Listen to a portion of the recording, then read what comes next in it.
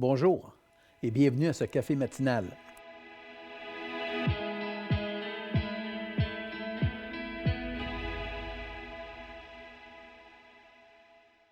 Nous savons que, il y a 2000 ans, Jésus est venu pour sauver, pour nous réconcilier et ainsi de suite. Mais il y a aussi cette raison que nous allons aujourd'hui examiner, une raison pour laquelle Jésus est venu, que bien souvent, on accepte, on va verbaliser, mais de là à dire jusqu'où est-ce que je comprends toute l'ampleur. Et celle-ci, dans Matthieu 16, verset 18, quand Jésus parle et il demande « Qui dites-vous, qui les gens disent-ils que je suis? » Il demande à Pierre « Et vous? » Pierre dit « Tu es le Christ, le Fils du Dieu vivant. » Et là-dessus, Jésus de dire dans Matthieu 16, verset 18, « Et moi, je te dis que tu es Pierre, et que sur cette pierre, je bâtirai mon Église, et que les portes du séjour des morts ne prévaudront point contre elle. » Jésus est venu, oui, pour nous sauver, nous racheter, faire de nous des pierres vivantes. Chaque pierre vivante que nous sommes, c'est pour bâtir, construire, ériger cet édifice qu'on appelle l'Église. Lorsque Pierre dit « Tu es le Christ, le Fils du Dieu vivant », et que Jésus dira « C'est sur cette pierre », la pierre qui est Christ est la pierre de l'angle. Jésus-Christ est celui de où tout débute. Et là, l'appui, c'est cette pierre de où se construit, se bâtit cet édifice spirituel appelé l'Église. Dans Éphésiens, il va dire « Vous avez été édifiés sur le fondement des apôtres et des prophètes, Jésus-Christ lui-même étant la pierre angulaire. En lui, tout l'édifice, bien coordonné, s'élève pour être un temple saint dans le Seigneur.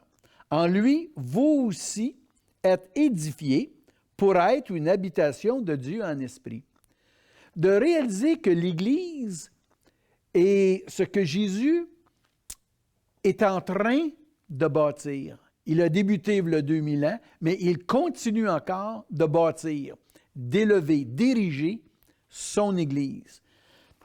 On va voir comme quoi son Église, c'est son corps. Nous sommes membres les uns des autres. Ce sont tous des passages que la majorité des croyants vont être capables de citer, connaissent l'existence de ces passages, mais ce qu'on réalise, qu'est-ce que cela implique vraiment dans ma vie au quotidien? Est-ce que cela, je comprends que je fais partie d'eux? Vous savez, lorsqu'on se lève le matin, lorsqu'on emboîte la journée, la vie, on pense plus ou moins à l'ensemble de notre corps, sauf lorsqu'il y a un membre qui souffre.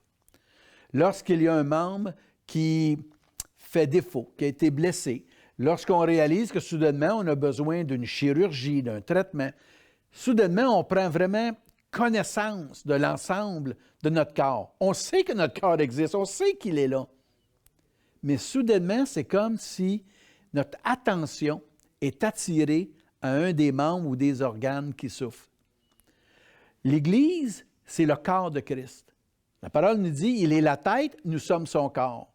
Chacun, pour sa part, on a un rôle à jouer dans ce corps. Mais ce qu'on réalise, l'ampleur de ce corps, la complexité de l'Église. Lorsque Paul écrit ses lettres, il les écrit à des églises locales.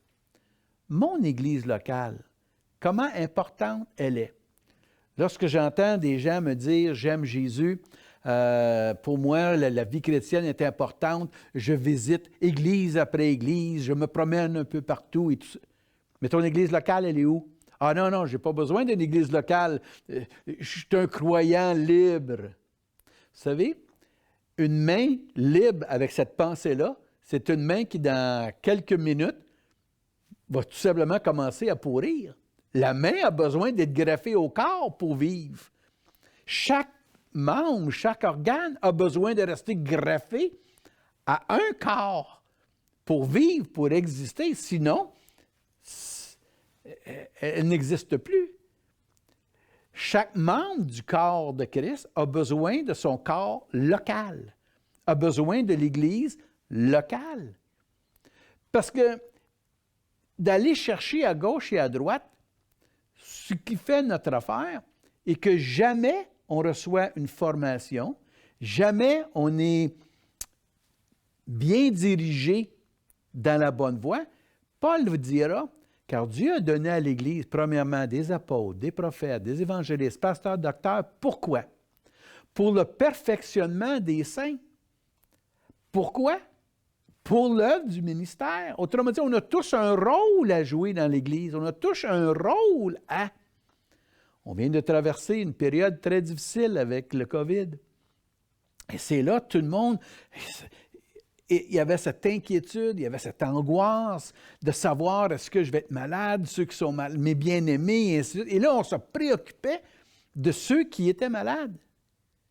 Dans le corps de Christ, l'Église, Paul nous dit de se réjouir avec ceux qui se réjouissent, mais de pleurer avec ceux qui pleurent. On a besoin de se préoccuper des uns des autres. Loin de l'Église locale, je ne peux plus me préoccuper des gens. Je n'ai plus de contact avec eux.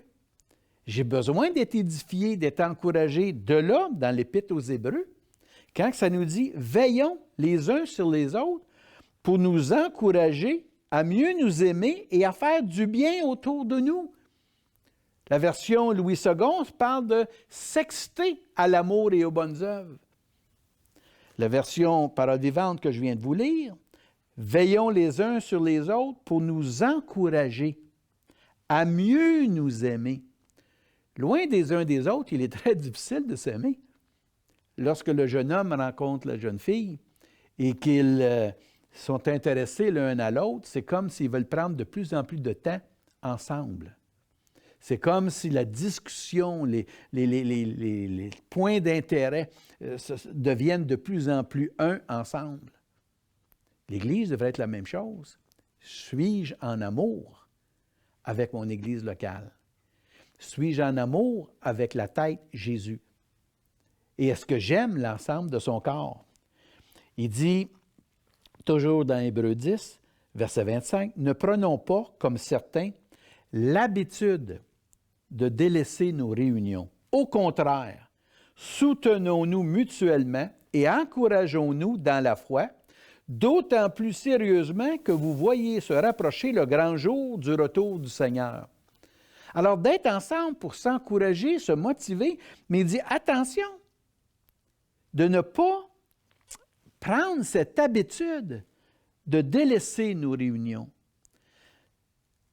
Avec ce temps où est-ce qu'il y avait les confinements et ainsi de suite, beaucoup se sont retrouvés à écouter les services en ligne de louanges et de prédication, des enseignements, et c'est excellent. Je bénis Dieu pour la façon que notre Église locale ici à Nouvelle-Vie, nous sommes allés de l'avant et on a tout mis en place pour que des gens soient rejoints. Mais maintenant qu'il n'y a plus de confinement, il est temps de revenir ensemble. Pourquoi? Parce que ce temps-là, c'est le temps que nous avons besoin. Besoin pour fournir cet effort pour aller de l'avant.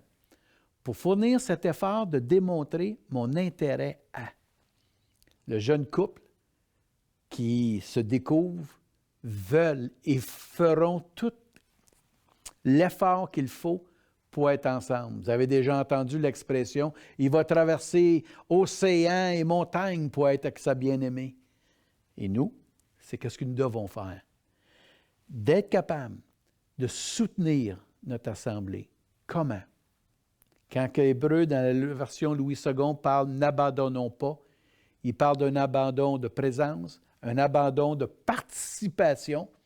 On peut être à l'Église, bras croisés, puis on ne participe pas.